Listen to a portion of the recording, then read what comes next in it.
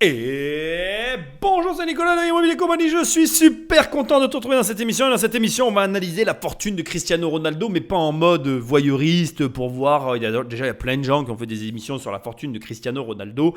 Non, on va le faire en mode qu'est-ce que toi, tu peux reproduire dans ta vie pour gagner plus à la Cristiano Ronaldo. Je remercie Sylvain qui m'a écrit sur Instagram et qui m'a demandé de faire cette émission, qui m'a dit écoute c'est super, l'état d'esprit, ça fait plaisir. Bon là d'accord, là je brode un peu. Ce que je vais faire c'est que je vais te lire son message, comme ça je le salue, Sylvain, merci encore. Et voilà, donc il nous a dit bonjour Nicolas, superbe émission, merci infiniment pour ton enseignement, épisode excellent côté mindset. Dommage que tu n'aies pas plus creusé sur le côté entrepreneurial qu'il a déjà, hôtel, image de marque, investissement sur son île natale, etc. Parce qu'il me précise qu'il adore l'homme, le joueur, et qu'en format podcast, avec un angle de vision différent, ça pourrait aider à faire réfléchir, donc sous-entendu sur ton propre patrimoine. Donc merci Sylvain, et je t'incite à faire comme Sylvain. Si tu veux une émission, tu vas sur mon Instagram. Alors allez, comme je sais que vous êtes de plus en plus nombreux, mon Instagram, si jamais tu te demandes comment tu me trouves, tu tapes Immobilier Compagnie. Bah ouais, j'ai fait simple, à l'anglaise, A-N-Y à la fin. Pardon. Et donc voilà, tu vas pouvoir me retrouver et tu vas pouvoir me contacter si jamais tu veux que je traite un sujet en particulier. Et ça sera avec grand plaisir, comme j'ai fait avec Sylvain, que je traiterai ce que tu me demandes. Ceci étant, on est parti pour cette émission haute en couleur, mais avant, et comme d'habitude, je te rappelle l'usage. Et prends le téléphone d'un ami et abonne-le sauvagement à cette émission parce que c'est ce qui m'aide le plus. Sinon, tu laisses des étoiles et un commentaire là où tu écoutes le podcast et ça aussi, ça m'aide énormément. Si tu veux travailler avec moi, tu vas sur immobiliercompagnie.com. Et dans l'onglet formation, il y a une formation. Ça s'appelle 1 million et je t'aide à avoir 1 million d'euros de patrimoine à crédit à la banque, certes, mais qui rapporte de l'argent. C'est pas magique, tu vas devoir travailler, mais tu verras, ça sera cool. Sinon, toujours sur immobiliercompagnie.com, dans l'onglet livre, il y a un livre et je t'offre 100 premières pages. Les 100 premières pages de ce livre, ça s'appelle Devenir riche sans argent. Et si tu veux directement avoir le bouquin dans ta boîte aux lettres, tu vas sur Amazon, la Fnac, tu tapes riche. Je suis arrivé en première page, tu cliques et tu le reçois. Donc, sans plus de transition, on attaque avec l'analyse de patrimoine de Cristiano Ronaldo. Je me suis basé sur 2 vidéos. Une première sur YouTube qui s'appelle « Comment Cristiano Ronaldo a construit sa fortune » et où on va se servir surtout de l'histoire de Cristiano Ronaldo pour un petit peu comprendre certains mécanismes. Et essentiellement d'une deuxième vidéo « Comment Cristiano Ronaldo est devenu milliardaire » qui est issue d'une chaîne YouTube où on fait de l'analyse de patrimoine qui est très intéressante. Donc tu tapes Cristiano Ronaldo, comment il est devenu milliardaire et tu tomberas sur la vidéo que j'ai utilisée en fond pour me servir d'analyse de support pour cette émission. Sans plus de transition, c'est parti. C'est un homme de record. Et même quand il ne remporte pas de trophée, Cristiano Ronaldo inscrit un peu plus son nom dans la légende. En cumulant plus d'1 milliard de dollars de gains sur l'ensemble de sa carrière, selon le magazine Forbes, le Portugais est devenu le premier footballeur milliardaire de l'histoire. Tous sports confondus, CR7 est maintenant le 4e sportif à franchir cette barre vertigineuse après le golfeur Tiger Woods, le boxeur Floyd Mayweather et l'ex-basketteur Michael Jordan. En guise d'introduction, je trouve ça vraiment excellent. Je ne savais pas que Michael Jordan, Floyd Mayweather et Tiger Woods avaient franchi la barre du milliard. Ça me donne matière à réfléchir sur d'autres émissions d'ailleurs. Mais au demeurant, voilà, c'est un fait vraiment important parce que c'est vrai que 1 milliard en étant juste sportif de haut niveau, c'est vraiment fou. Et c'est surtout fou parce que ça veut dire que on a converti un métier en un business. Et déjà d'entrée de jeu, on est dans le vif du sujet là. C'est-à-dire que qu'est-ce que toi tu fais pour convertir ton activité ? Et c'est une question toute bête, je te la pose. Peut-être que tu fais rien, ce qui est le cas de beaucoup de personnes.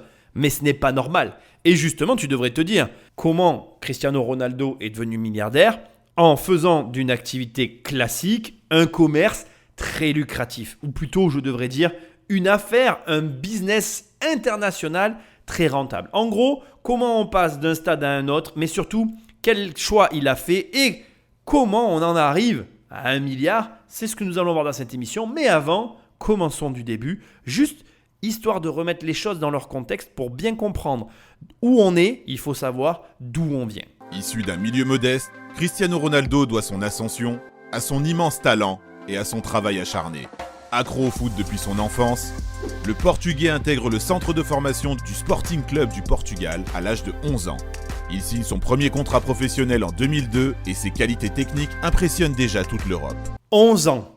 11 ans, c'est vraiment très jeune. C'est vraiment très très jeune. Et déjà, pour moi, ici, j'ai envie de dire, l'histoire de Cristiano Ronaldo, ce facteur-là est déterminant. Pourquoi ? Parce que, comme tu vas l'entendre, il va signer très tôt un contrat, il va très tôt être au contact du coup de l'argent, du monde du travail, même si on parle de sport, et du coup de l'effort, de la compétitivité et de la comparaison quelque part. Ça paraît difficile, mais c'est la réalité. Et du coup, ça va aussi forger son caractère, mais aussi l'obliger à se mettre dans le bain.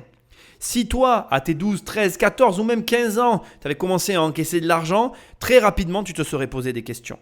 Et ce facteur-là est déterminant. Et ça, tu ne peux pas l'occulter en fait. Quand tu gagnes de l'argent, tu commences à te poser des questions. Moi, quand j'ai gagné ma première plus-value sur mon premier bien immobilier, alors on est très loin de montants aussi impressionnants que Cristiano Ronaldo, c'est certain, mais toujours pareil, il faut remettre en perspective. J'étais jeune et en 6 mois, j'ai gagné 40 000 euros. Quand tu sais que j'ai jamais gagné à cette époque-là des salaires vraiment importants, c'était pour moi la somme la plus grosse que j'ai jamais encaissée. Et ça a provoqué quoi ? Un questionnement. Et du coup, ça implique quoi pour toi ? Premièrement, qu'est-ce que tu fais depuis très jeune comme activité qui pourrait être convertie, je vais employer ce terme-là, en activité professionnelle ? Et deuxième question, et ça c'est vraiment important, est-ce que tu as déjà encaissé des grosses sommes d'argent de sorte que tu aies des questions à te poser sur le sujet ? Alors, on va partir depuis le départ. Si premièrement, depuis très jeune, tu ne fais rien, ça n'est absolument pas grave. Il n'est jamais trop tard pour se mettre à une activité spécifique qui va te rapporter de l'argent. Tu peux très bien, même sur le tard, choisir une activité qui soit une activité singulière qui va te ramener des revenus plus importants que ce que tu n'as déjà. Bon, ça, c'est déjà quelque chose à quoi tu peux te mettre. Et deuxièmement, dès que tu vas commencer à gagner de l'argent, il va falloir que tu te poses des questions sur quoi faire de cet argent, sur comment le gérer. Et l'idéal, c'est de commencer aussi à se poser ces questions-là, même si tu ne gagnes pas pour l'instant de l'argent. Alors certes, il va falloir bosser et tu ne vas pas peut-être pouvoir faire les deux à la fois. Mais ce que je veux t'expliquer ici, c'est que rien n'arrive par hasard dans la vie. Et si Cristiano Ronaldo a eu quelque part très tôt la conscience du fait qu'il devait s'occuper de son image de marque et développer quelque chose autour de ses activités, c'est sans doute aussi parce qu'il y a été très tôt exposé et confronté. La confrontation est le seul moyen d'arriver à poser des actions derrière. Confronte-toi. Et tu peux le faire, tu n'as pas besoin d'attendre pour ça. Donc, confronte-toi à la réalité et passe à l'action. Carrière bascule le 6 août 2003, lors de la rencontre entre le Sporting et Manchester United, à l'occasion de l'inauguration du stade José Alvalde 21. Auteur d'un grand match ce jour-là, ses adversaires ne parlent que de lui et demandent à Sir Alex Ferguson de le recruter. Une semaine plus tard, il rejoint les rangs des Red Devils pour 15 millions et se voit attribuer le célèbre numéro 7. L'histoire est alors en marche. Cristiano Ronaldo devient CR7 et expose son talent à toute la planète foot. Franchement, ce que vous me faites pas faire, hein. Moi qui fais de l'analyse footballistique, j'aurais jamais cru ça un jour dans ma vie. Merci Sylvain. Déjà, il y a un premier truc qui me marque, c'est que c'est un bébé quoi. Il encaisse 15 millions, c'est un bébé. Tu crois qu'il n'a pas fait des conneries avec son argent ? Il a dû faire n'importe quoi, c'est certain. Déjà, je veux que tu l'entendes parce que c'est important, mais surtout, je veux que tu te dises que ça fait partie du processus. On a tous fait de la merde. J'ai perdu de l'argent, j'ai acheté des merdes, j'ai dépensé de l'argent dans des conneries. Et Cristiano Ronaldo ne déroge pas à la règle. On l'a tous fait. Bon, les montants ne sont pas les mêmes. Quand tu encaisses 15 millions, ta marge d'erreur n'est pas la même que quand tu encaisses 40 000 euros. J'en conviens complètement. Mais enfin, ce n'est pas une question d'échelle en vrai. C'est une question juste que j'ai envie que tu entendes qu'on fait tous la même bêtise. Et à tout moment, même encore aujourd'hui, j'en gagne plus qu'avant. Et je t'assure que je fais toujours des conneries en fait. Et comme lui aussi, on en fera toujours. Mais on va y revenir, t'inquiète, l'émission commence à peine, on va en reparler. Là, il y a un point hyper important qui va faire écho à ce que j'ai dit tout à l'heure. c'est qu'il vient d'un milieu pas forcément favorisé. Et puis, il se fait remarquer. Et à la fin de ce match-là, tout le monde parle de lui. Tout à l'heure, je t'ai dit, trouve un métier singulier et pratique-le pour devenir bon là-dedans. Mais je ne pense pas que tu aies mesuré de quel degré je parle quand je dis « deviens bon dans ce boulot-là ». Je parle de devenir exceptionnel. Je parle d'être un amateur que quand je te mets avec des professionnels comme Cristiano Ronaldo, les professionnels ne parlent plus que de toi. Cet homme, même si je ne le connaissais pas avant d'avoir fait finalement 2 émissions sur lui alors que je devais en faire qu'une, me provoque ou en tout cas me communique qu'un seul et unique sentiment, travail, travail, travail. Mais pas travail en mode ouais, je travaille beaucoup, je fais beaucoup d'heures. Non, travail en mode psychopathe. Et tu sais, je vais quand même te le dire, on est tous psychopathes de quelque chose. Pourquoi je suis devenu fan de ce que je fais sur Internet ? Parce que pour moi, j'ai entre mes mains quelque part un petit peu du rêve que j'avais quand je voulais faire du cinéma. Et ça a réveillé chez moi une obsession qui fait qu'aujourd'hui, j'adore ce que je fais en fait. Et c'est ça que tu cherches en fait. Tu cherches une activité qui te fait de toi un psychopathe. Un psychopathe de « je ne regarde que ça, je veux devenir le meilleur, je m'entraîne, je n'ai pas peur de m'engager, je n'ai pas peur de travailler dans ce domaine-là et de prendre des chemins de traverse, des chemins où personne n'est allé parce que j'adore ». Cristiano Ronaldo, et pour faire écho à la première analyse que j'ai faite de son mindset, disait déjà que c'était un fou furieux du boulot. Il est complètement acharné ce garçon, boit pas de coca, il est extrême dans ses choix, dans sa nourriture, il essaye de mettre toutes les chances de son côté sans laisser la moindre place au hasard, ce qui veut dire que là où il est, il ne l'a volé à personne. Il a tout fait pour y être. Et pourquoi ? Parce qu'il vient de la rue, il vient du caniveau, il a les dents qui raclent par terre, il ne voulait pas la moitié d'une réussite, il voulait la réussite. Et si tu la veux toi aussi, ne te demande pas ce que tu dois faire pour l'atteindre. Non, demande-toi ce que tu es prêt à sacrifier dans ta vie pour être sûr d'y arriver. Parce que lui, il a tout sacrifié. Bien plus que tu ne sacrifieras jamais et au-delà même de ce que tu imagines. Et ça, je veux que tu l'entendes. Victorieux en Angleterre, de 3 premières ligues et d'une Ligue des Champions, son transfert en 2009 vers le Real pour 94 millions est alors à l'époque le plus élevé de l'histoire du football. À Madrid, le Portugais remporte 2 championnats et surtout 4 nouvelles C1. Il soulève entre-temps l'Euro 2016 avec son équipe nationale et signe en 2018 pour 105 millions d'euros à la Juventus où il est sacré champion d'Italie dès sa première saison. Couronné Ballon d'Or en 2008, 2013, 2014, 2016 et 2017, ses incroyables performances au plus haut niveau depuis plus de 15 ans lui ont forgé un statut de star planétaire. Adepte des records, l'actuel meilleur buteur de l'histoire de Ligue des Champions est devenu à lui tout seul une véritable multinationale. C'est important pour moi que tu entendes tout ça avant qu'on attaque parce que, comme je te l'ai dit, rien n'est laissé au hasard. Il a des gros salaires et je sais qu'il reste une dernière objection dans ton esprit que je veux complètement défoncer avant qu'on attaque parce que c'est important pour moi que tu aies tout en tête. Tu vas me dire, oui mais Nicolas, il est dans un domaine où il y a de l'argent, moi non. Mais attends, ça je veux aussi qu'on en parle une seconde. Certes, il est dans un domaine où il y a de l'argent, mais ne tient qu'à toi qu'à changer de domaine. Tu n'es pas obligé de rester là où tu es. Et changer de domaine, ça va vouloir dire déménager, apprendre de nouvelles compétences, commencer à s'engager sur des chemins désagréables au quotidien, faire des choses que tu n'as pas l'habitude de faire, rencontrer des gens que tu n'as jamais rencontrés, quitter les gens que tu aimes, changer de contexte, changer de manière de penser, s'abandonner à des activités ou peut-être qu'on n'aurait pas forcément envie de faire, transformer son quotidien, bref, faire un processus qu'on n'est pas prêt à faire. Et j'aimerais mettre le doigt sur un élément qui doit attirer ton attention. Transformer sa vie quand on a 11 ans et qu'on n'a pas de vie, c'est beaucoup plus simple que transformer sa vie quand on a 40 ans et qu'on a déjà tout construit. C'est certain. Mais l'histoire n'en sera que plus belle. Et je veux pas que tu crois que c'est impossible de le faire à 40, 50, 30, 20, peu importe ton âge, ça sera toujours aussi difficile, mais jamais impossible de changer au point où en est Cristiano Ronaldo. Tu peux très bien aujourd'hui, même avec une vie qui ne te convient pas du tout, initier dans ton quotidien une transformation à un point et à un degré si élevé que ta vie n'aura plus aucun lien avec celle que tu avais dans la mesure où tu es prêt à tout sacrifier et à aller au-delà des limites que tu t'es toi-même fixées. Tu veux la vie de Cristiano Ronaldo, les revenus de Cristiano Ronaldo, c'est possible. La seule question que tu dois te poser, c'est jusqu'où tu n'es pas prêt à aller. Et ben tu connais la route, c'est justement là que tu dois aller. Donc demande-toi, fais-toi une liste de tout ce que tu n'es pas prêt à faire, de tout ce que tu n'es pas prêt à sacrifier, de tout ce que tu n'es pas prêt à perdre. Et si tu as cette liste devant les yeux, maintenant que tu l'as, regarde-la bien, parce que c'est ce que tu vas devoir faire. Cristiano Ronaldo a tout quitté. Cristiano Ronaldo a entièrement sacrifié tout un pan de son existence pour arriver là où il est. Tu le comprends, tu le comprends pas, ça c'est pas mon problème, c'est le tien.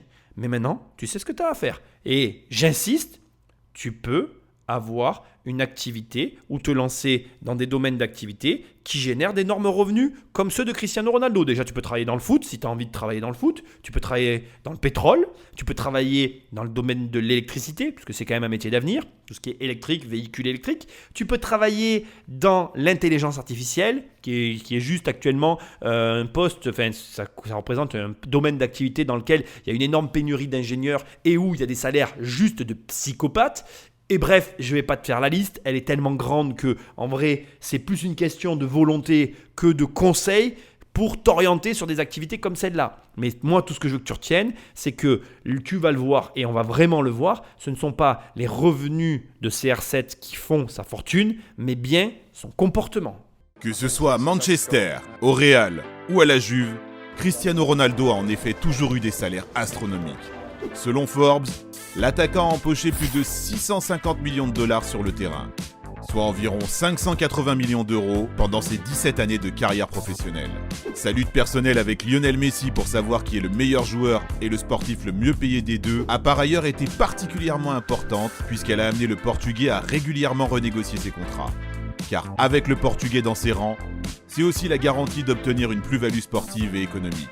Sa seule présence remplit les stades et influence grandement les finances du club pour lequel il évolue. Pour preuve, lors de la saison 2018-2019, la vieille dame a notamment engrangé 58 millions d'euros de recettes commerciales supplémentaires, vendu 1 million de maillots, augmenté son nombre de tifosi dans le monde de 38 millions et est passé de 50,4 millions de followers en juin 2018 à 84,8 millions en octobre 2019.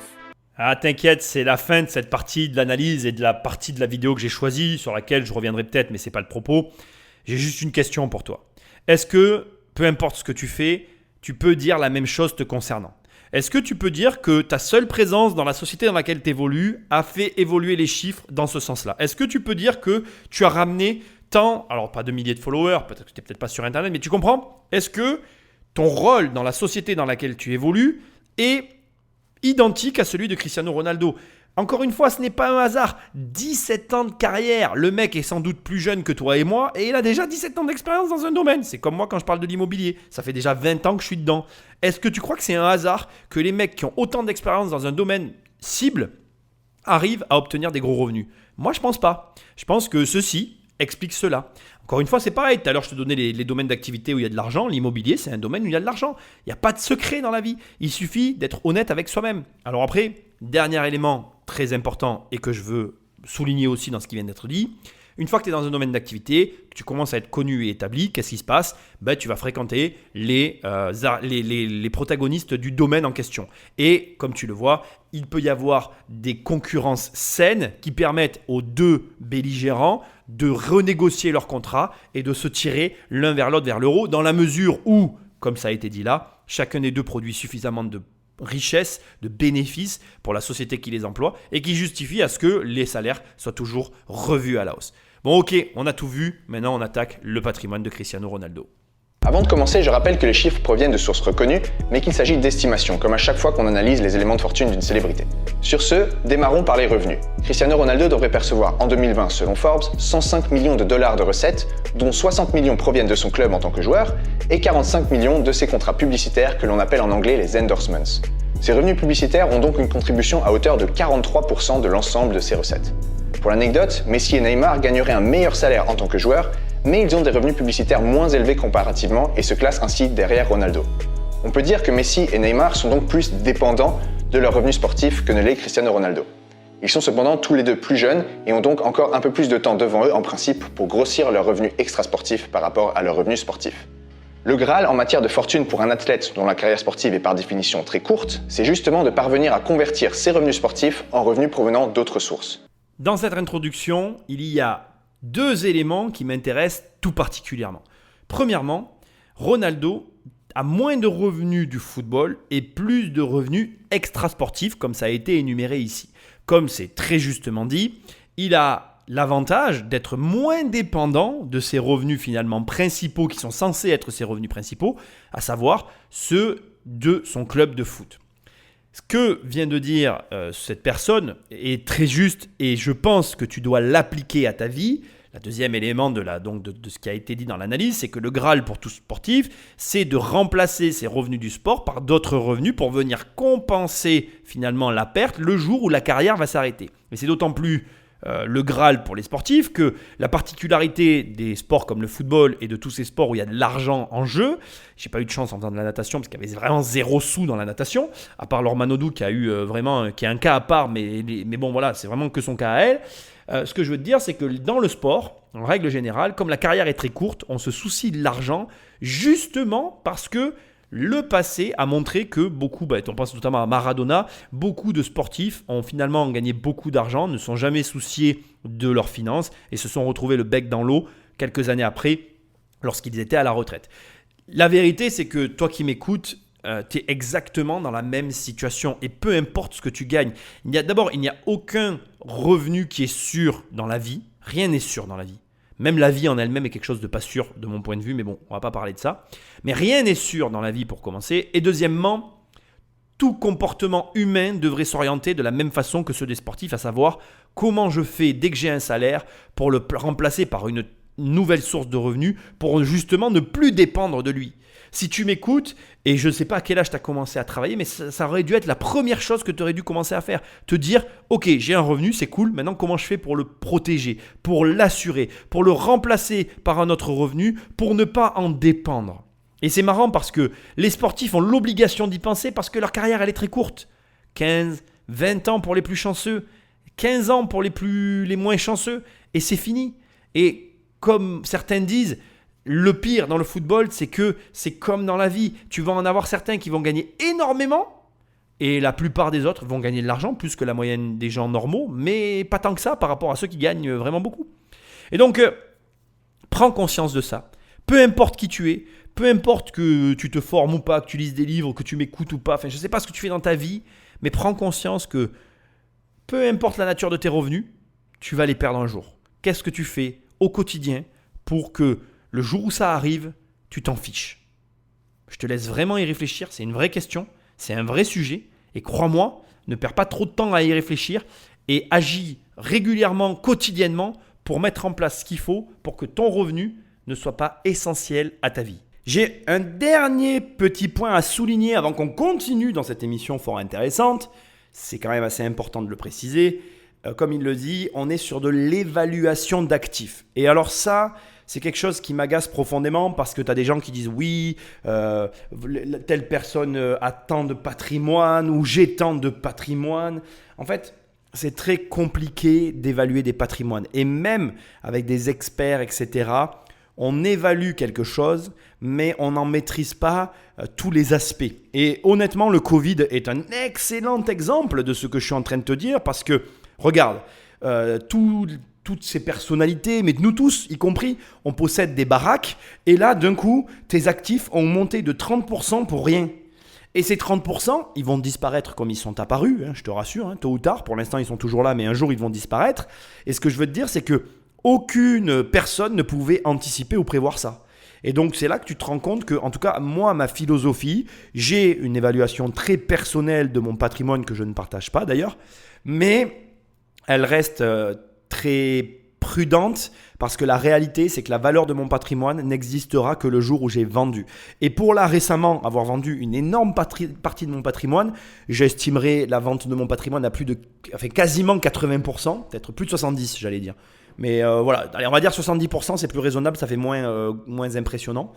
Je pense que j'ai vendu 70% de mon patrimoine et sur ces 70%, je peux t'assurer qu'il y a plusieurs choses qui m'ont choqué, comme par exemple, premièrement, le fait qu'il y a des biens sur lesquels je me suis absolument pas trompé et que le jour de la vente, ça s'est vérifié les prix que j'avais en tête. Mais à l'inverse, il y a des biens sur lesquels je me suis totalement trompé. Et on parle de biens immobiliers qui se sont vendus 250 000 euros au lieu de 300. Quand tu te plantes de 50 000 euros fois le nombre de biens immobiliers, crois-moi, ça peut chiffrer très vite. Alors, ce n'est pas le cas, il n'y en a pas eu beaucoup, mais c'est pour te dire. Et d'ailleurs, fait amusant, c'est que si j'avais patienté juste 1 an de plus pour vendre et que j'avais vendu pendant le Covid, j'aurais vendu au prix que j'avais estimé, je pense notamment à un bien en particulier, que j'aurais pu vendre le prix que je voulais réellement. Et donc, tu vois, c'est très rigolo de voir tout ça parce que ça doit te faire réfléchir sur le fait que tout ce que tu entends n'est qu'une évaluation et que la valeur réelle des choses ne s'acte que le jour de la vente encaissée. Ok, on continue. Typiquement, il y a 3 catégories que j'ai pu identifier en cherchant sur le web, même s'il y en a certainement bien plus. En numéro 1, il investit dans l'immobilier. En numéro 2, il investit dans des business. Et en numéro 3, il investit sur son image de marque. Ce qui est formidable dans ce que tu viens d'entendre, c'est que tu as la grande majorité des 3 actifs dans lesquels Ronaldo investit. Donc, il fait de l'immobilier, il fait des business et il développe son image de marque. Il y a un premier élément que je veux te dire, c'est que tu peux toi aussi faire la même chose. Tu peux développer ton image de marque, tu peux développer des business et tu peux faire de l'immobilier. C'est-à-dire qu'aujourd'hui, il n'y a rien qui t'empêche de faire strictement comme Ronaldo. Et ça, c'est vraiment important parce que je crois qu'il y a trop de gens qui n'ont pas conscience de ça. Aujourd'hui, tu peux très bien avoir un compte Instagram, capitaliser dessus et essayer de le développer. Aujourd'hui, tu peux très bien racheter une société, travailler avec un associé et la développer. Aujourd'hui, tu peux très bien acheter de l'immobilier et mettre de l'argent dedans pour soit gagner de l'argent, soit avoir ta résidence principale. Donc, tu vas voir qu'on va passer avec cette personne chacun de ses actifs, on va les analyser, on va voir un petit peu comment se comporte Ronaldo avec chacun de ses supports et comment il les gère. Et surtout, on va décortiquer ensemble comment toi, tu peux faire la même chose. Et qu'est-ce que tu peux faire? Qu'est-ce que tu ne peux pas faire? Parce qu'il y a une chose qui est hyper importante et que tu dois comprendre. En vérité, le fait que Ronaldo ait gagné plus d'argent que toi en termes de salaire par rapport à des clubs, ça n'a pas réellement d'importance en fait. Tu peux très bien partir avec des revenus moins importants et te constituer une fortune. La seule différence, c'est que tu ne vas pas pouvoir faire les mêmes choix que lui. Et c'est logique en fait. Il va pouvoir se permettre certaines choses que tu ne pourras pas te permettre tout simplement parce que, il a accès à plus d'argent que toi. Mais l'avantage, c'est que tu vas pouvoir générer peut-être plus de traction de par la vélocité avec laquelle tu vas investir. Par la férocité et la vélocité avec laquelle tu vas investir parce que justement, tu n'as pas accès à une aussi grosse réserve d'argent. Et ce que tu veux que tu comprennes et qui est vraiment très important pour moi avant vraiment qu'on rentre dans le nerf de la guerre, dans le nerf de cette émission, c'est que ce n'est pas un atout en fait. Ce n'est pas un atout parce que Ronaldo, comme tu vas le voir, il a cette marge d'erreur que tu n'as pas et le fait de travailler parfois sans filet peut décupler les bénéfices à l'arrivée. Alors, ce n'est pas empirique, on est beaucoup sur la route de la richesse et j'ai conscience que plus tu prends de risques, plus tu peux perdre d'argent. C'est certain, ce n'est pas une science, mais tu vas voir qu'il y a des choses que tu peux vraiment rectifier, réorienter et adapter à ta situation pour, je ne vais pas prétendre te hisser à la hauteur d'une fortune comme celle de Ronaldo, mais en tout cas, c'est certain que tu peux avoir des résultats financiers bien supérieurs à ce que tu as actuellement. L'immobilier, c'est un grand classique. Toutes les personnes fortunées en ont dans leur portefeuille. C'est un placement stable et sûr qui s'apprécie sur le long terme tout en générant un rendement avec les loyers perçus. Cristiano détient essentiellement des biens de luxe. Il possède notamment un appartement à New York dans la Trump Tower d'une valeur estimée à 18,5 millions de dollars. Il ne l'occupe évidemment pas puisqu'il habite à Turin. Je n'ai pas trouvé d'informations indiquant s'il le louait ou non. En parlant de Turin, il possède justement une double villa d'environ 7 à 10 millions de dollars qu'il occupe lors de la saison régulière puisqu'il joue à la Juventus au moment où je réalise cette vidéo. Il est également propriétaire d'une villa à Marbella, valant environ 1,6 million de dollars, d'une maison à Sao Paulo estimée à 2,7 millions de dollars, d'un appartement à Lisbonne valant 8 millions de dollars, appartement le plus cher jamais vendu au Portugal au moment où je fais cette vidéo, et d'une villa à Madère de 8,7 millions de dollars. Au total, Ronaldo aurait donc pour plus de 50 millions de dollars en immobilier personnel, c'est-à-dire pour son usage propre ou familial. Il est donc bien investi sur l'immobilier, mais j'ai des réserves sur la rentabilité des biens qu'il détient qui ont plus l'air d'être des résidences secondaires que des biens destinés à être loués. Ah, l'immobilier. Eh oui. C'est déjà une réalité. La plupart des personnes qui ont des fortunes ont de l'immobilier. Ont de l'immobilier. Et c'est très intéressant parce que, comme Cristiano Ronaldo, toutes ces fortunes ont très souvent une structure immobilière équivalente à celle de Cristiano Ronaldo. Et d'ailleurs, c'est encore plus amusant de voir que toi, qui m'écoutes, et qui peut-être est fan de Cristiano Ronaldo, je ne sais pas, eh bien, tu te retrouves à reproduire ce que tu vois chez tes idoles.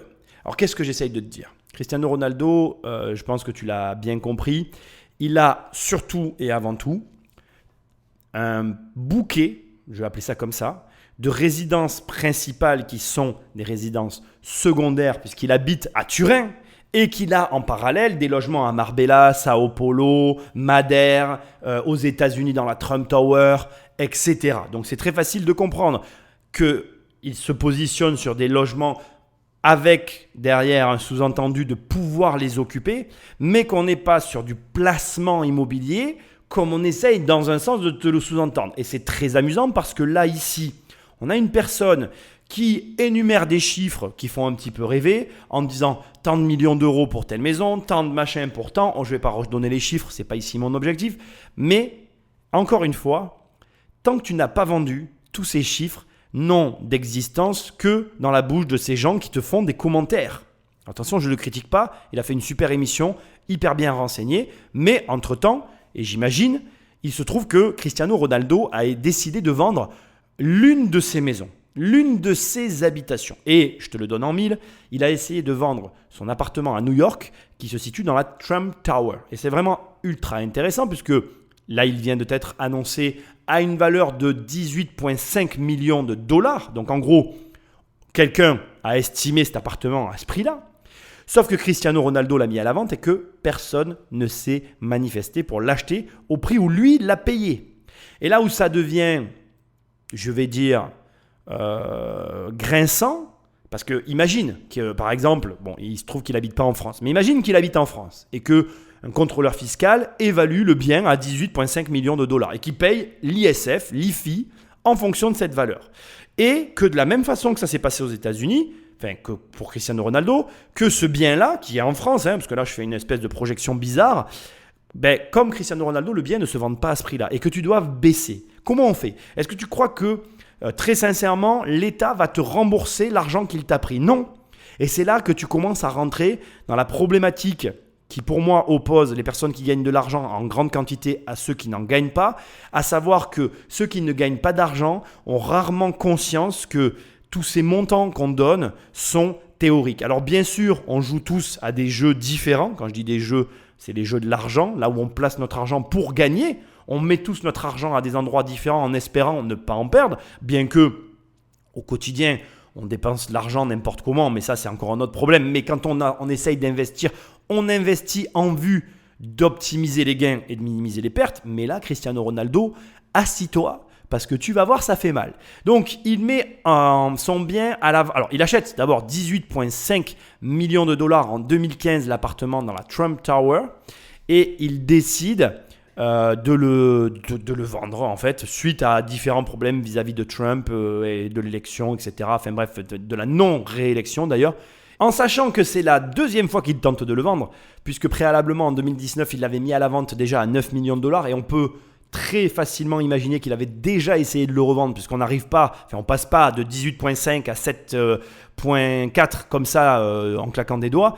Et là, l'information que j'ai trouvée date de 2021, donc elle est relativement récente et on parlerait encore peut-être potentiellement d'une baisse car il y a apparemment peu d'acheteurs qui se bousculent au portillon. Je ne suis pas là pour palabrer. Mon objectif, c'est pas de te donner les gains et les pertes de Cristiano Ronaldo parce qu'encore une fois, c'est très drôle qu'on parle comme ça. C'est-à-dire que, imaginons, et c'est là aussi où tu dois avoir une réflexion importante vis-à-vis de tout ça. Imaginons que tu sois un investisseur qui n'ait que ce bien-là. Perdre 58% de ta valeur sur un seul bien immobilier, c'est catastrophique si tu n'en as qu'un. Mais si tu as plusieurs biens immobiliers ou si comme Cristiano Ronaldo, tu as différentes sources de revenus tellement imposantes que finalement cette perte elle est absorbée dans le flot, ben c'est pas tout à fait pareil. Et là, ça commence à te mettre en tête un petit peu la structure d'un patrimoine tel qu'elle doit être. Et tu dois comprendre en fait, surtout si tu es un investisseur débutant, que le début est le plus dangereux en fait. C'est la situation la plus délicate. Parce que quand tu n'as qu'un immeuble en fait, finalement, tout est concentré dans un seul immeuble. Et quand, comme moi et comme d'autres, tu as un patrimoine qui s'élargit, tu te diversifies, tu as plusieurs sources de revenus, tu as plusieurs possibilités, tu as plusieurs croissances et décroissances. Ne crois pas que, par exemple, moi j'ai un placement sur lequel j'ai perdu 10 000 € le mois dernier et sur lequel je vais potentiellement gagner de l'argent le mois prochain. Mais si j'ai perdu de l'argent sur ce placement-là, et sans que ça me dérange plus que ça, c'est aussi parce que dans les semaines qui arrivent, je vais signer un bien qui va me rapporter dans les 20 000 € le jour de l'acquisition. Je ne vais pas rentrer dans les détails de mes montages, on n'est pas là pour parler réellement de ça. Moi, ce qui m'intéresse ici de t'expliquer, c'est l'intérêt et l'obligation finalement que tu as d'avoir un patrimoine étendu, large. Parce que la largeur d'un patrimoine, la grosseur d'un patrimoine, qu'est-ce qu'elle va te permettre? Elle va te permettre l'absorption des chocs. Et les chocs, tu vas en avoir. Tu vas en avoir toute ta vie. Moi, j'ai, dans ma vie, tout le temps perdu de l'argent. Mais il se trouve que j'ai toujours gagné plus que ce que je perdais. Perdre, ça n'est jamais grave. Ce qui est grave, c'est de ne pas gagner plus que ta perte. La perte fait partie du jeu, tu ne l'éviteras pas en fait. Et c'est rigolo de voir que très souvent d'ailleurs les débutants sont focalisés là-dessus. Ils ne veulent pas perdre, sauf qu'ils perdront. Et nous perdons tous. Regarde Cristiano Ronaldo, perte sèche de 58%. Ce qui me ramène à ce que je te disais tout à l'heure. Attention sur ces valorisations de patrimoine. Elles sont à prendre avec de grandes pincettes. Déjà, imagine que là, en gros, finalement, sur ce qui est annoncé dans la vidéo, on a un décalage de 60% sur un bien. Imagine que sur l'ensemble de ce qu'il possède, on ait un décalage de 60% vers le bas et finalement, la grandeur du patrimoine de Cristiano Ronaldo, elle est totalement différente. Dernier élément hyper important, et je veux revenir dessus, ce que je te disais tout à l'heure, il y a de grandes chances que tu aies un patrimoine équivalent à celui de Cristiano Ronaldo. Quelle est l'erreur ici immobilière sur ce point-là de Cristiano Ronaldo? C'est qu'il n'a fait que de l'immobilier plaisir.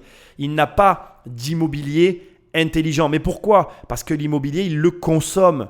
Comme la plupart des gens, il n'est pas entouré de personnes qui le conseillent sur le sujet. Il n'est peut-être pas intéressé non plus par ce sujet-là. Et il a le droit. Et tu as le droit toi aussi. Mais au demeurant, sache que les choix immobiliers qu'il a fait sont des mauvais choix. Et si aujourd'hui, comme lui, tu n'as qu'une résidence principale et qu'un ou deux immeubles, laisse-moi te dire une chose, tu as un sérieux problème. Voilà. Je te le dis, je suis désolé, c'est peut-être pas ce que tu veux entendre, mais je suis pas là pour dire que des choses qui font plaisir. Donc, comprends une chose essentielle. La première, c'est que bien évidemment, la valorisation d'un patrimoine, elle est très corrélée à la réalité du marché et que donc, les valorisations n'existent pas réellement à mon sens. On a tous une idée de ce qu'on a, mais c'est variable. Voilà, c'est comme ça. Et surtout, deuxièmement, et ça c'est vraiment important, ne fais pas comme Cristiano Ronaldo. Que tu aies des biens plaisirs, c'est ok. Surtout quand on a de l'argent, il faut se faire plaisir, c'est ok. Mais là, comme il a fait, il n'a que ça. Et ce n'est pas une bonne idée. Parce que là, comme tu viens de le voir, moins-value sur un marché de 60%, bim, dans les dents, ça ne fait pas rire. Et crois-moi, pour le coup, je suis mieux à ma place qu'à la sienne. Tout Cristiano Ronaldo qu'il est. Parce que personnellement, c'est mon patrimoine qui me fait vivre. Si demain, il perdait 60% de sa valeur, ça me ferait pas rire. Hein, je crois pas que toi non plus tu rigolerais. Allez, Patrick, Magneto. Néanmoins, l'ancien joueur du Real Madrid se soucie également de la rentabilité de ses placements, et ça, il nous le prouve sur un secteur à mi-chemin entre l'immobilier et le business, c'est l'hôtellerie. Là, ce sont de vrais investissements et les revenus potentiels se chiffrent probablement à une dizaine de millions de dollars par an. Il possède 2 hôtels, à Lisbonne et à Funchal, sur lesquels il a investi en partenariat à 50% avec la plus grande chaîne hôtelière portugaise, Pestana Hotels. Pour information, lorsque l'on investit en partenariat avec quelqu'un, en anglais on appelle ça une joint venture ou JV. Ronaldo est donc en JV avec Pestana Hotels à 50-50 pour ces 2 hôtels et il prévoit d'ailleurs d'en ouvrir 4 nouveaux à l'horizon 2020-21 à Paris, Madrid, New York et Marrakech. Sur les hôtels de Funchal, Lisbonne, Madrid et New York, Pestana et Ronaldo ont investi 80 millions de dollars, soit 40 millions chacun. L'investissement pour l'hôtel de Paris s'élève à 65 millions de dollars et celui de Marrakech à 45 millions de dollars, soit un total de 95 millions de dollars investis par Cristiano Ronaldo sur l'ensemble des 6 hôtels. Tous ces hôtels sont situés dans des lieux hautement touristiques et il me paraît clair que Ronaldo et Pestana ont bien analysé les perspectives de croissance du secteur du tourisme dans ces villes avant de déployer autant d'argent. Bon, l'hôtellerie, c'est de l'immobilier, c'est une réalité. D'ailleurs, rappelle-toi, dans le jeu Monopoly, la suite des maisons, c'est les hôtels. C'est d'ailleurs une réalité. Je veux que tu saches que dans le monde de l'immobilier, l'hôtellerie a toujours été considérée comme un petit peu le Graal de l'investissement immobilier. Mais, parce qu'il y a toujours un mais dans la vie, il faut que tu entendes que ça n'est pas aussi simple que ce que tu crois, parce que, comme tu le vois avec Cristiano Ronaldo, l'hôtellerie est un métier. Et personnellement, je ne me lancerai pas dans l'hôtellerie pour plusieurs raisons, notamment parce que en vérité, l'hôtellerie, c'est aussi de la restauration, c'est aussi de tout ce qui est,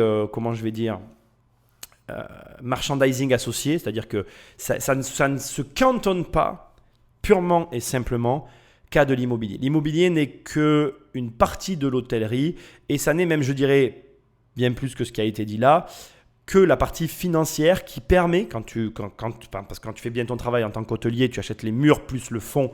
Et donc, les murs ne sont que le levier pour continuer de croître. Ce qui veut dire qu'en fait, tu te sers des murs de ton hôtel pour aller chercher un autre hôtel, une fois que tu les as amortis suffisamment pour, justement, dans ton bilan, te permettre de refinancer un nouvel hôtel. Bref, je ne vais pas rentrer dans ce détail financier qui peut-être t'intéresse, mais qui, pour moi, nous montre qu'on est vraiment sur un savoir-faire. Et d'ailleurs, dans le joint venture dont il est question dans la vidéo, donc le JV, comme il dit, qui est en fait finalement l'association à 50-50 dans un projet en vue d'un développement particulier, il faut bien souligner le fait que Cristiano Ronaldo s'est associé avec Pestana pour justement aller chercher la connaissance là où elle était. C'est-à-dire que sur une association à 50-50, avec un mec qui a autant d'argent que Cristiano Ronaldo, tu pourrais te dire que en fait, les grands gagnants de l'histoire, c'est Pestana, la marque d'hôtel Pestana. Parce que tu pourrais te dire, Cristiano Ronaldo, finalement, il a l'argent, il a la notoriété, il n'a pas besoin de ces gens pour justement lancer sa chaîne. Mais c'est faux en fait. Et là aussi, tu peux réellement t'inspirer de ça parce que tu n'as pas de limite dans tes investissements dans la mesure où tu vas trouver les bonnes personnes avec qui tu vas les faire. Ce qui signifie que, en réalité, ce que j'essaie de te dire, c'est que tout comme moi, si tu cherches à te diversifier, tu vas aussi du coup chercher à t'associer. Ce que tu dois arriver à analyser de cette partie-là qui concerne Cristiano Ronaldo dans son investissement dans les hôtels, ça n'est pas le choix de l'hôtel ou le fait que tu dois faire de l'hôtellerie. Ça serait une erreur de penser ça. C'est bien plutôt le fait de se dire Cristiano Ronaldo qui n'a pas besoin d'associer, c'est associé. Pourquoi ? Pourquoi un mec qui a tout, l'image de marque, l'argent, les personnes pour gérer, parce que quand tu as l'argent, tu peux payer des gens pour faire. Pourquoi il ne s'est pas lancé seul ? Parce qu'en fait, il a acheté du temps. Au lieu de devoir se former, au lieu de devoir chercher les bonnes personnes, les embaucher, faire des erreurs, il a évité tout ce processus en soi pour beaucoup de personnes qui est inévitable en se disant je vais aller directement avec un groupe qui a l'expérience, qui va voir la valeur ajoutée que j'apporte, je vais tenter un 50-50 ce qui est énorme parce que c'est 50-50 sur tout, mais au final c'est relativement équitable et c'est fair parce qu'on se retrouve face à un groupe qui, de la même façon, va bénéficier de l'image de marque, va bénéficier de toute une communication autour d'un joueur que tout simplement on n'aurait pas eu sans lui en fait. Et d'ailleurs, regarde, je vais juste te donner un exemple, mais moi personnellement, si j'avais jamais fait cette émission sur Cristiano Ronaldo CR7, je n'aurais jamais connu la marque d'hôtel Pestana. Je ne connaissais pas cette marque. Donc, et c'est marrant parce que tu vois, il aurait pu dire je m'associe avec les Hilton. Hilton, moi je connaissais, mais avec les Hilton, il n'aurait jamais eu 50-50. Parce qu'avec les Hilton, il n'avait rien à leur apporter. Hilton ont déjà tout ce qu'il a. Entre Paris, qui fait déjà office d'égérie pour Hilton, qui en soi, même si tu ne comprends pas cette fille, ce qui peut être en soi audible de mon point de vue, hein, moi en tout cas je comprends très bien que c'est une image de marque pour Hilton. On a parlé de Hilton comme jamais grâce à Paris Hilton, et en plus aujourd'hui elle s'est calmée. Bon, ça c'est autre chose. Mais ce que j'essaye de te dire, c'est que Cristiano Ronaldo va voir les Hilton, c'est pas dit qu'il reparte avec un 50-50, un JV. Et ça, tu dois l'intégrer. Ce qui veut dire quoi en fait dans ta situation ? Ce qui veut dire que En vrai, tu peux exactement faire comme Cristiano Ronaldo dans la mesure où tu es honnête avec toi-même. Ça veut dire quoi? Ça veut dire que si tu n'as pas d'argent, développe une connaissance. Dès que tu auras une connaissance, tu trouveras quelqu'un qui aura de l'argent avec qui tu vas pouvoir te mettre pour pouvoir développer un projet. Si tu as de l'argent, trouve quelqu'un qui a des connaissances et optimise tes finances pour gagner du temps. Et si tu n'as ni argent ni connaissances, développe ta notoriété parce que ta notoriété intéressera ceux qui ne veulent pas en avoir. Parce que ce qui est génial sur cette planète, c'est qu'on est tous très différents les uns des autres. Et tout autant différents que nous sommes, nous ne poursuivons pas les mêmes objectifs, les mêmes rêves et nous ne voulons pas pour notre quotidien les mêmes réalités. Et donc, libre à toi par rapport à tes aspirations de trouver ce qui te convient le mieux dans ta vie pour ensuite développer, t'élargir à la Cristiano Ronaldo. Donc encore une fois, voilà, sois lucide. Ici, vraiment, le point le plus intéressant, c'est le fait d'obtenir un 50-50 sur un domaine dans lequel il n'est pas et de gagner du temps, de l'expérience et du coup de l'argent tout de suite parce qu'il n'aurait jamais pu réussir à ça.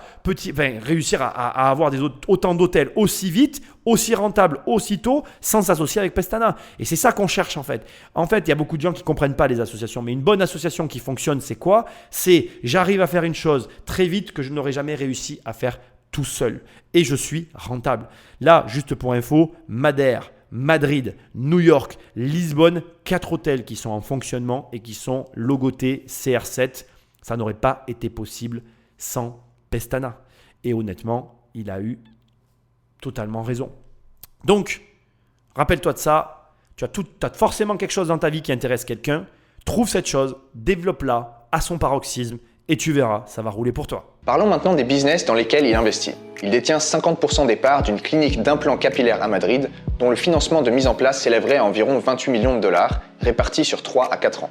Soit environ 14 millions de dollars pour Ronaldo. En anglais, on appelle ce montant le CAPEX, pour Capital Expenditures.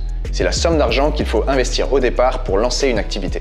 Typiquement, dans le cas de cette clinique, le CAPEX, ça va être l'acquisition des locaux, les éventuelles licences pour avoir le droit d'exercer cette activité, ou encore le coût des machines pour que les médecins puissent traiter leurs patients. Il y a ensuite des coûts récurrents pour faire tourner la structure une fois qu'elle est mise en place, c'est ce que l'on appelle les OPEX pour Operating Expenditures. Typiquement, les salaires du personnel médical ou encore l'eau et l'électricité consommées lors du fonctionnement de l'activité. Cette clinique a certainement le potentiel de lui rapporter plusieurs centaines de milliers de dollars par an et donc, comme l'hôtellerie, c'est encore un investissement réfléchi avec une optique de diversification de ses sources de revenus. Ici, on est sur la partie, à mon sens, la plus surprenante, la plus intrigante et celle qui suscite le plus mon intérêt concernant Cristiano Ronaldo. Alors, j'ai trouvé un très court article sur la question parce que je suis très curieux et vraiment, ça m'a vraiment interpellé en fait parce que je trouve ça très très très malin de sa part, très clever.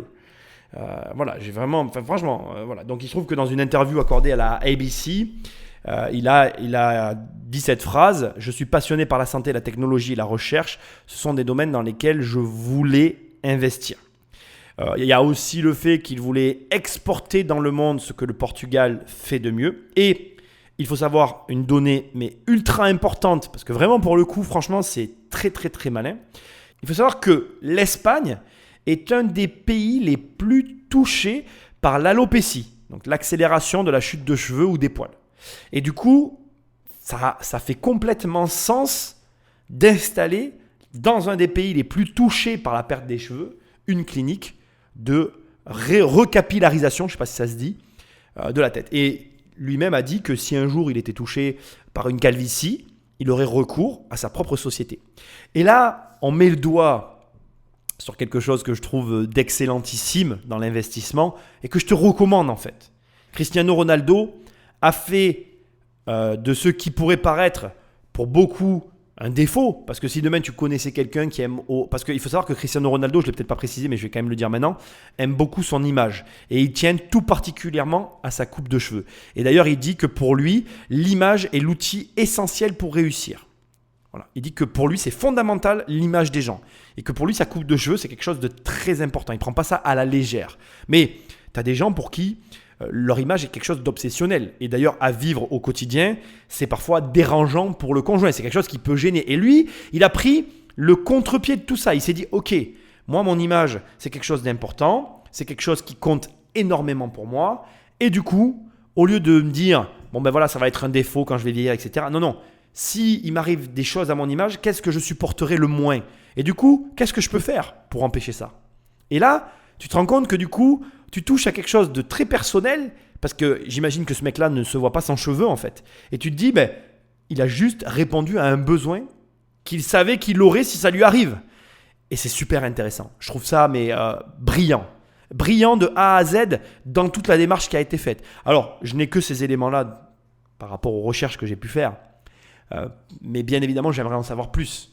Quelles sont les recherches qu'il a faites? Qui l'a consulté? Il y aurait beaucoup de questions à poser, mais bien évidemment, je ne connais pas encore Cristiano Ronaldo. Bon, allez, je demande à la communauté parce que j'ai des bonnes surprises. Mais si quelqu'un le connaît, apparemment, je suis à 5 personnes de Cristiano Ronaldo. N'hésitez pas à lui proposer une émission avec moi. Bref. Tu peux faire ça.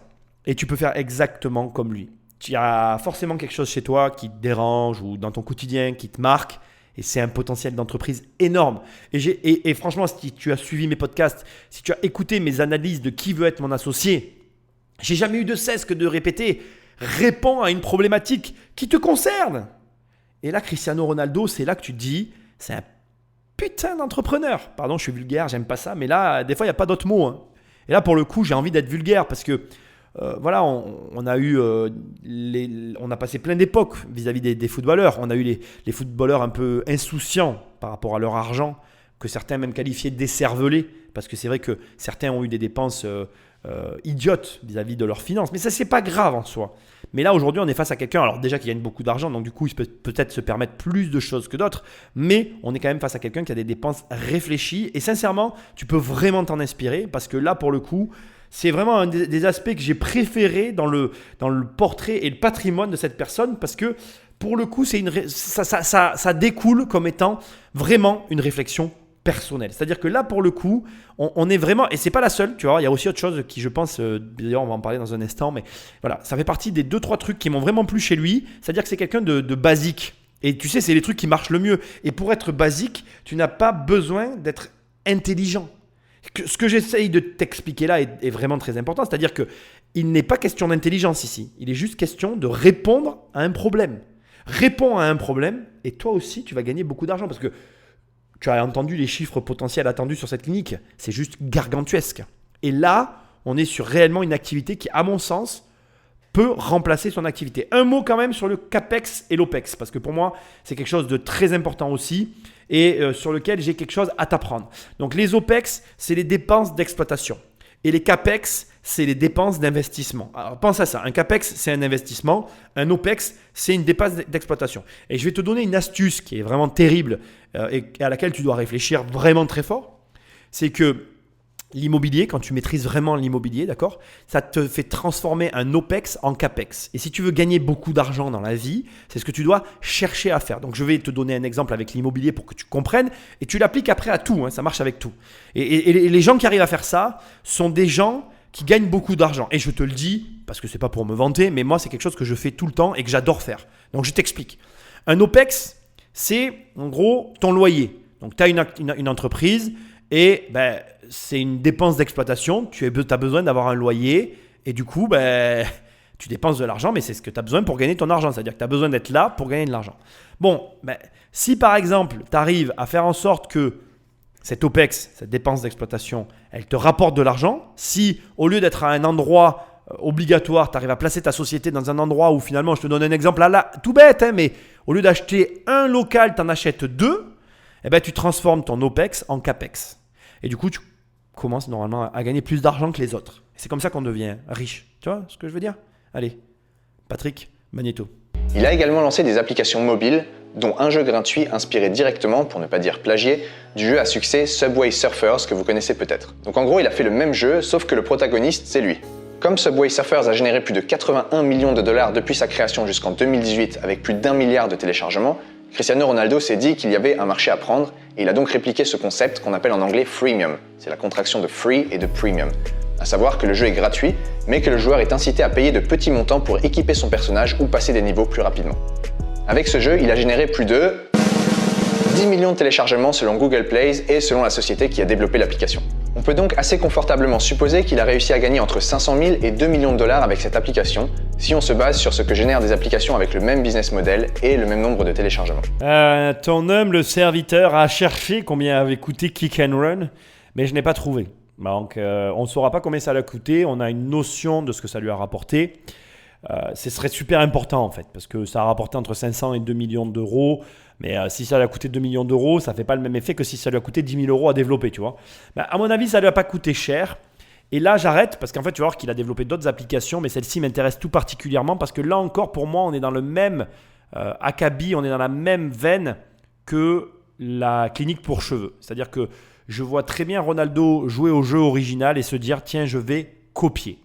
Et là, on va toucher à quelque chose qui dérange beaucoup de gens. Je ne vais pas faire un laïus super long. Je te conseille de faire des recherches sur les frères Somwer, donc S-A-M-W-E-R. Ce sont 3 frères, Olivier, Marc et Alexandre en français, qui ont une particularité, ce sont des frères copieurs. Et chaque année, ils copient 10 sociétés qu'ils adaptent à leur marché allemand et gagnent de l'argent en faisant ça. Donc peut-être que je ferai une émission sur eux un jour. Pour l'instant, ce n'est pas ce que j'ai en tête. Mais c'est vraiment hyper intéressant de te dire, pour moi aujourd'hui, si tu n'arrives pas à faire quelque chose, copie-le. Copie quelque chose qui marche en fait. Trouve un concept qui fonctionne, adapte-le et vends-le. Pourquoi tu fais compliqué en fait? Là vraiment, CR7 te montre que tu peux gagner de l'argent tout simplement sans en avoir en fait. Si tu n'as pas d'idée, tu ne sais pas quoi faire, prends un truc qui marche et fais-le. Tu verras, tu me remercieras, c'est tout bête.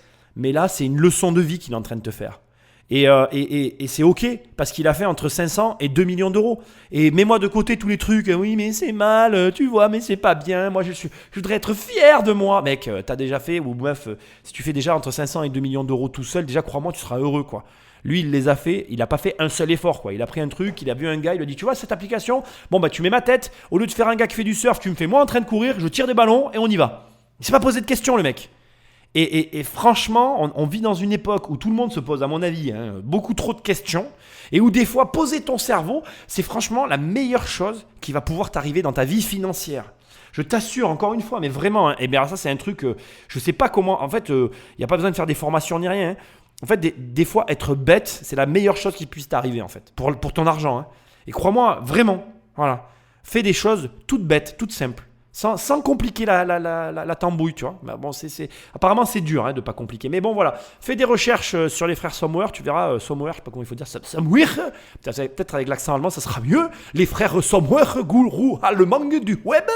Bon, allez, après cette touche d'humour, on se retrouve pour la suite des applications développées par Cristiano Ronaldo. Il a aussi fait une autre application payante de selfie à 1,99 $ et ça a été téléchargé 5000 fois toujours selon Google. Les 10 000 $ de recettes ont été reversés à une association humanitaire selon le site officiel de l'application. C'est d'ailleurs une des raisons pour lesquelles Ronaldo est apprécié du grand public. Il donne beaucoup aux causes humanitaires et caritatives et a même été reconnu en 2015 comme athlète le plus généreux par le site dosomething.org. Il n'a pas que des bons côtés, cela dit, il a aussi son lot de casseroles avec une accusation de viol et de fraude fiscale, mais là, on sort un petit peu du sujet de la vidéo.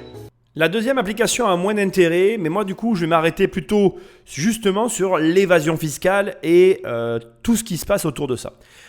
Je ne vais pas rentrer dans le montage de Cristiano Ronaldo, mais je vais quand même t'expliquer un peu ce qui s'est passé parce que je trouve que c'est intéressant que tu comprennes les enjeux et il faut que tu saches que ce n'est pas le seul footballeur à avoir eu le même type de problème avec l'Espagne. Donc tout simplement, en fait, Cristiano Ronaldo a fait un montage financier entre les îles Vierges britanniques et l'Irlande où les taux d'imposition sont beaucoup plus bas. C'est quelque chose que tu entends très régulièrement sur le web, les personnes qui s'en vont, etc. Mais là, quand on est sur des revenus aussi gros, faire un procès, c'est rentable. Et je suis désolé de parler comme ça, mais c'est la réalité. On n'est peut-être pas sur un procès de justice, mais on est sur un procès de rentabilité. Et c'est important pour moi de le comprendre, parce que pour la justice, dans tous les cas, elle sait qu'elle repartira avec quelque chose. Je vais te dire combien il a payé, c'est assez important, c'est des montants très élevés, mais on va y revenir. Tout d'abord, il faut que tu saches que les deux belligérants, donc Cristiano Ronaldo d'un côté et le tribunal de l'autre, s'opposent sur des droits à l'image, donc des montants encaissés sur des droits à l'image de Cristiano Ronaldo qui se situent dans les années entre 2011 et 2014. C'est-à-dire qu'entre 2011 et 2014, par rapport à son montage financier, l'Espagne considère que Cristiano Ronaldo a éludé de l'impôt au fisc et qu'il a trop optimisé. Il faut savoir que ses avocats ont plaidé en précisant que c'était un problème d'interprétation, ce qui peut être vrai en fait. C'est-à-dire que ce qu'il faut que tu comprennes dans ces affaires et qui n'est jamais dit parce que c'est très complexe, c'est que peut-être que Cristiano Ronaldo n'a rien fait d'illégal en fait. C'est réellement qu'un problème d'interprétation, de vision et de façon dont la justice aurait préféré que ça se passe. Et dans ces cas-là, en fait, on se retrouve dans une situation un peu pourrie de l'intérieur où tu te retrouves dans l'obligation de payer, mais où finalement ce que tu as fait, c'est pas aussi grave que ce qui paraît. Donc du coup, ce que j'essaye de te dire, c'est que oui, on va parler de prison, oui, on va parler d'amende gargantuesque, mais le problème de l'interprétation est un vrai problème. Et je ne suis pas en train de défendre des criminels. Je ne suis pas en train de dire que l'évasion fiscale, c'est bien. Mais la problématique des très hauts revenus, c'est la problématique de l'imposition. Et tu vas t'en rendre compte, enfin je l'espère, si un jour tu gagnes beaucoup d'argent, tu vas te dire forcément, comme tous ceux qui gagnent de l'argent, attends, il y a un moment où je ne reçois pas à la hauteur de ce que je donne. Et c'est une réalité en fait. Voilà. Après, je ne vais pas rentrer dans ce débat, ce n'est pas mon propos ici. C'est une discussion qu'on pourra peut-être avoir un jour si on se rend compte, mais je ne l'aurai pas sur des podcasts. Maintenant, quelle a été la peine que Cristiano Ronaldo a eue? Donc, il a eu des années d'emprisonnement avec sursis qu'il n'a pas eu à faire et qui était assorti du coût d'une amende par rapport à la prison. C'est-à-dire qu'il a écopé de 2 ans de prison avec sursis. Alors, je n'ai pas les années, je te dis un chiffre qui pourrait en être un autre. Il a eu de la prison avec sursis. Je crois que c'est 2 ans de prison avec sursis. C'était symbolique. Et 365 000 € d'amende. L'un va avec l'autre. Ça, c'est la même chose. C'est-à-dire que c'est la première chose, c'est ça qu'il avait à payer. Ok ? Ça c'est un jugement qui a eu lieu le 22 janvier 2019, le jour de mon anniversaire. Je sais pas, c'est bizarre, hein. C'est peut-être un signe. Bon, ok, ça c'est la première chose. Ensuite, il a eu une amende à payer par le juge, hein. Ça c'est le juge qui lui a donné cette amende, qui est de 3,2 millions d'euros pour le procès en gros si tu veux. Le procès, à l'issue du procès, il a une amende de 3,2 millions. Donc 365 000 € plus 3,2 millions, plus après le redressement du fisc. C'est-à-dire que l'argent que le fisc estime avoir perdu durant la période de 2011 à 2014. Et là, si tu n'es pas assis, assis-toi, 18,8 millions d'euros à payer. Tout ça parce que le montage a été mal fait. Encore une fois, c'est hyper important et je le précise, autant il n'y a rien d'illégal. C'est juste que ça ne convient pas à la justice. Et c'est possible. Parce que le problème des montages financiers, même si tu en fais un en France, c'est que ça peut être sujet à interprétation et à confusion. Tu peux te retrouver en face d'un contrôleur qui te dit « Ah non, mais là, vous avez fait comme ça, mais c'est comme ça qu'il faut faire, vous nous devez tant. » Et si la pochette que tu as dans les mains, elle est rouge, mais que le contrôleur te dit qu'elle est bleue, la pochette sera bleue.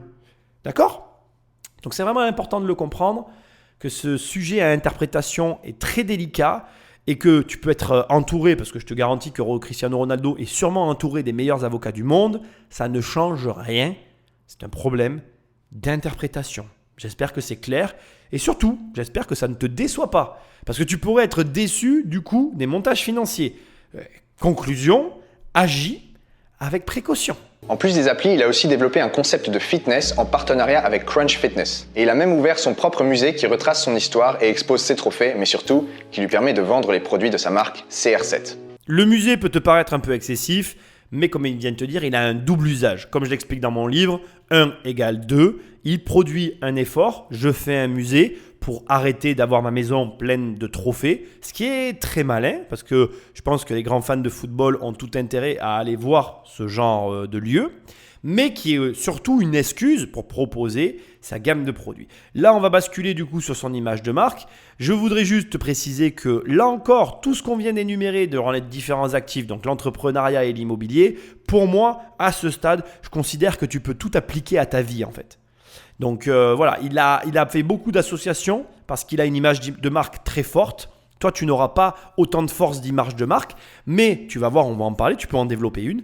Tu peux développer tous ces projets d'entrepreneuriat avec des associés. Tu peux réellement reproduire quasiment tout ce qu'a fait CR7 de la même façon. Il suffit juste que tu le veuilles. Cela nous amène à la 3e catégorie, l'image de marque. Vous n'êtes peut-être pas sans savoir que Ronaldo a développé sa propre marque CR7 qui est résolument orientée lifestyle et parfaitement alignée avec l'image qu'il donne de lui dans les médias. À savoir, beau gosse bien habillé, bien musclé, bien bronzé et toujours bien coiffé avec une nouvelle coupe de cheveux tous les mois.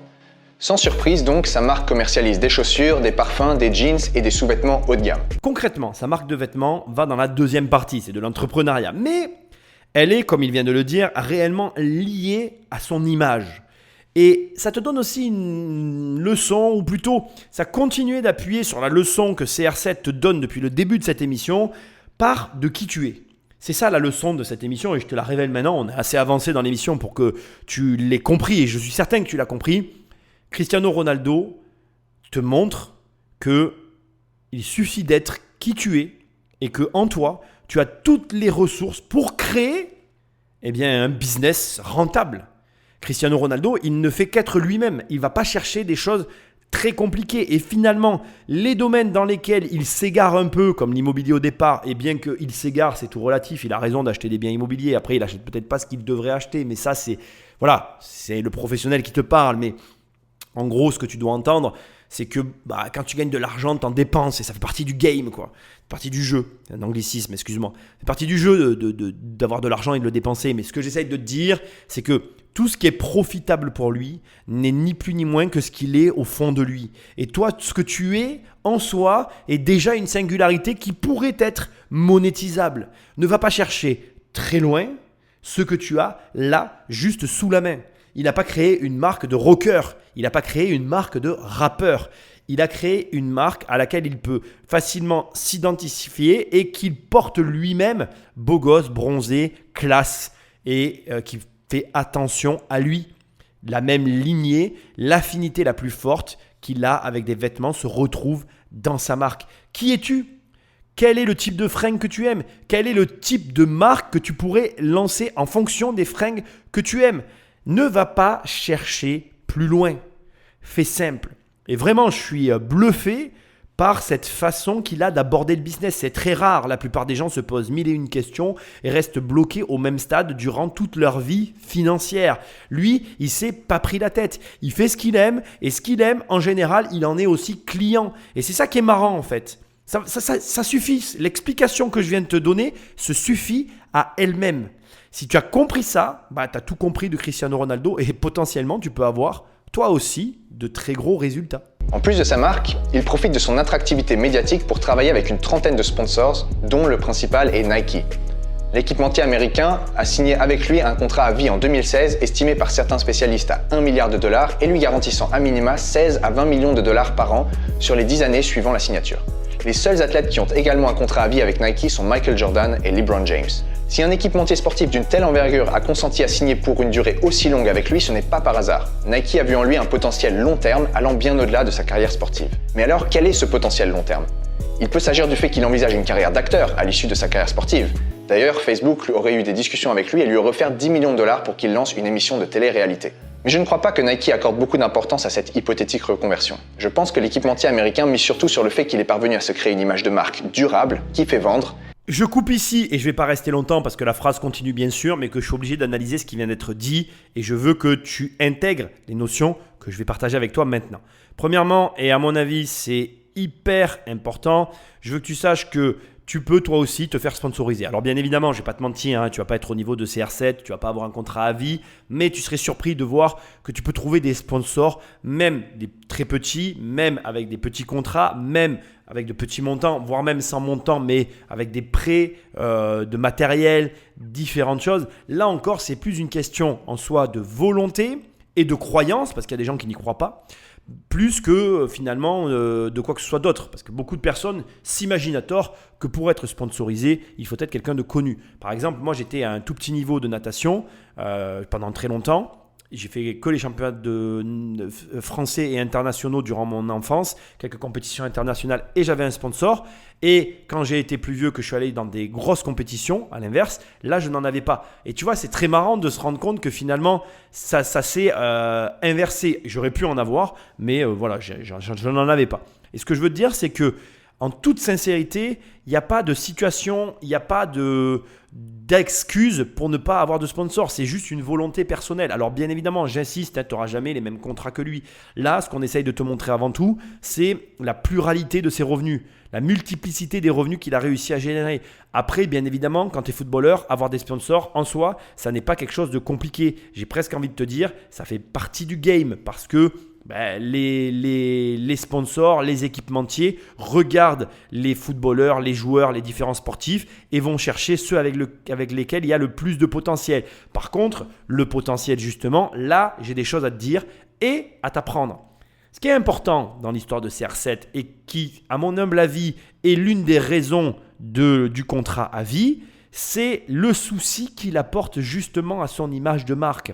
Il a la volonté de véhiculer une certaine image, il y fait attention, il fait très attention à ce qu'il produit pour te faire un écho à ce que je te disais tout à l'heure. Par exemple, pour ne pas écorner son image lors de son procès en justice pour le contrôle fiscal et pour l'évasion fiscale dont il a été accusé, il a demandé au juge à ne pas passer par la grande porte pour ne pas être vu, ne pas être filmé, pour ne pas écorner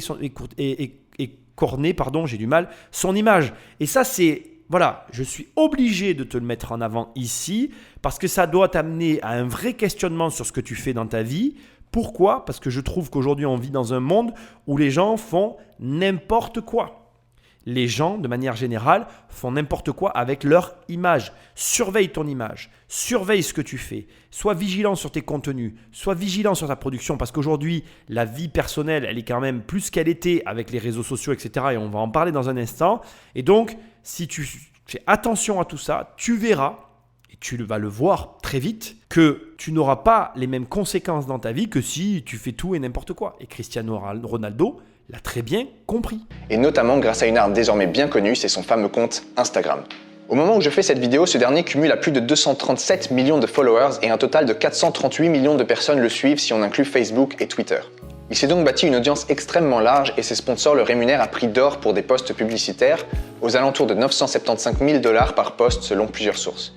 Il aurait amassé pas moins de 48 millions de $ en 2019 avec Instagram et la taille de son audience continue de grimper. Alors naturellement, je me suis demandé combien valait son compte Instagram. On va voir ensemble comment s'y prendre pour déterminer la valeur de cet actif. On peut assimiler son compte Instagram à une entreprise qui génère des revenus chaque année. La méthode classique de valorisation d'entreprise, c'est la méthode qu'on appelle en anglais les Discounted Cash Flow, ou DCF. Le principe, c'est que la juste valeur d'une entreprise, en anglais la Fair Value, correspond à la somme de tous les revenus qu'elle percevra dans le futur. Évidemment, personne ne sait lire l'avenir, donc le jeu consiste à estimer quels seront les revenus futurs de l'entreprise. Dans le cas de Ronaldo, on sait que son compte Instagram lui a rapporté 48 millions de $ en 2019, que son audience augmente régulièrement, mais qu'il arrive en fin de carrière et qu'il connaîtra sûrement une baisse de sa popularité dès qu'il prendra sa retraite sportive, et ce malgré ses efforts de diversification.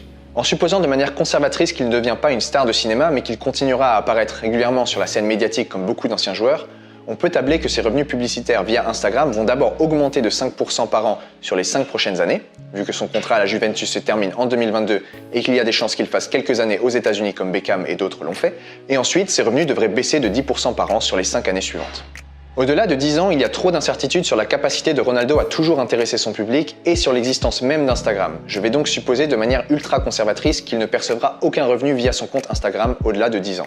Cette hypothèse n'est en général pas celle qu'on prend par défaut, car pour une entreprise traditionnelle, on suppose qu'il existe toujours une valeur résiduelle appelée en anglais terminal value. Mais dans le cas de Ronaldo, on va supposer qu'il ne sera plus bankable comme aujourd'hui et que la popularité d'Instagram aura fortement baissé au bout de 10 ans. On a donc fait une hypothèse sur la série de cash flow espérés sur les 10 prochaines années. Il faut maintenant les actualiser, en anglais on parle de discounting. Actualiser, cela veut dire qu'il faut ramener ces 10 montants à percevoir dans le futur à leur valeur équivalente aujourd'hui. Je vais prendre un exemple pour mieux illustrer ce concept qu'on appelle en anglais le time value of money. Il y a une expression populaire qui résume parfaitement ce concept. C'est l'expression « un tien vaut mieux que deux, tu l'auras ». On préfère tous avoir $1 aujourd'hui plutôt que $1 dans un an. Mais est-ce qu'on préfère avoir $1 aujourd'hui ou 1,1 $ dans un an? Ou alors $2 dans un an? Ou même $10 dans un an plutôt que $1 aujourd'hui? On a tous une sensibilité différente, mais dans le monde de la finance, on utilise généralement autour de 12%, qui correspond plus ou moins au rendement annuel moyen de la bourse américaine.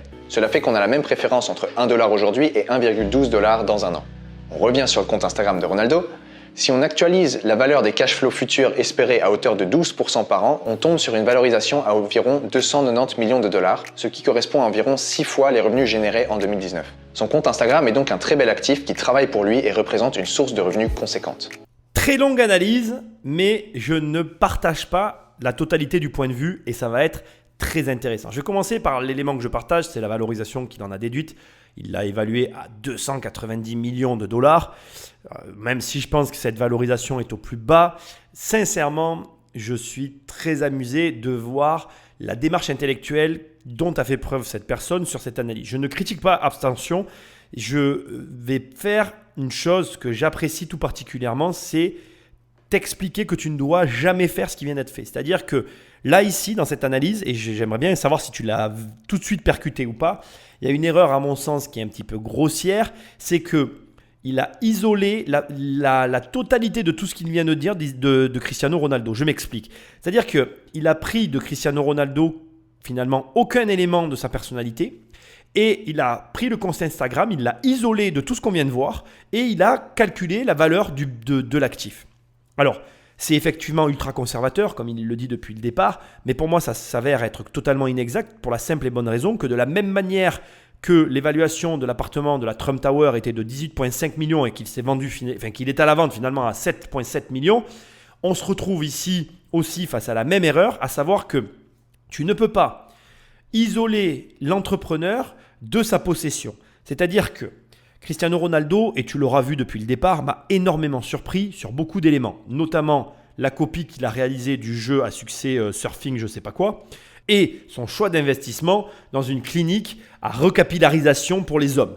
Et vraiment, ces deux éléments-là sont pour moi déterminants et ne peuvent être éludés de la valorisation de l'entreprise. Pourquoi ?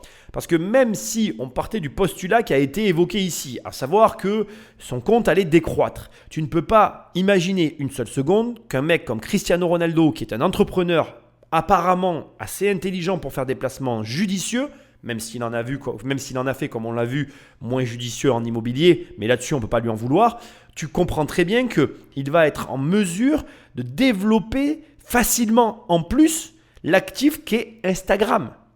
Ne serait-ce qu'en proposant peut-être des formations sur le modèle de ce que moi je peux faire ou d'autres font déjà sur Internet, car on l'a aussi apprécié très simplement, c'est quelqu'un qui a déjà la capacité à copier des business. Il l'a copié très rapidement et facilement et converti un jeu à son effigie en le rendant rentable. Donc tu ne peux pas écarter ça. Et comme il dit, qui sait que s'il va devenir ou pas un acteur ?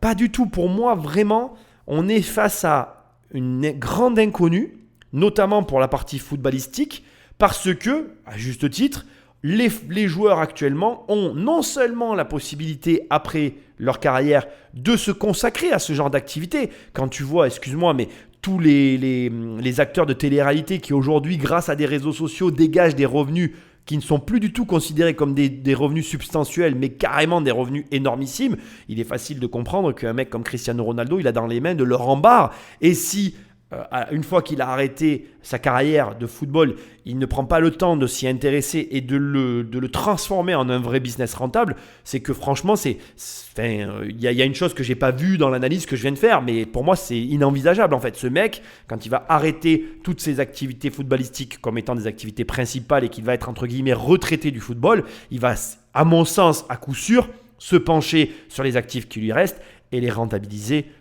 de façon exponentielle. Et là, il a un levier qui est énorme, son compte Instagram. Et d'ailleurs, ça m'amène sur un dernier point qui doit t'alerter. Tu as, toi aussi, un compte Instagram. Et ça doit t'alerter sur le fait comment tu utilises ton compte Instagram. Est-ce que tu es en train d'en faire un business ? Est-ce que ce compte, tu le développes de sorte que il représente pour toi quelque chose de concret dans ta vie en termes de retour sur investissement ?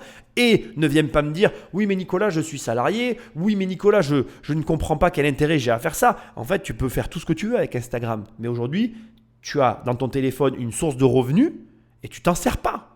Pourquoi Cristiano Ronaldo a un compte Instagram valorisé à 290 millions et pourquoi le tien ne vaut rien ? Qu'est-ce que tu fais pour changer ça ? Et pire, maintenant que tu sais que tu peux changer ça, qu'est-ce que t'attends?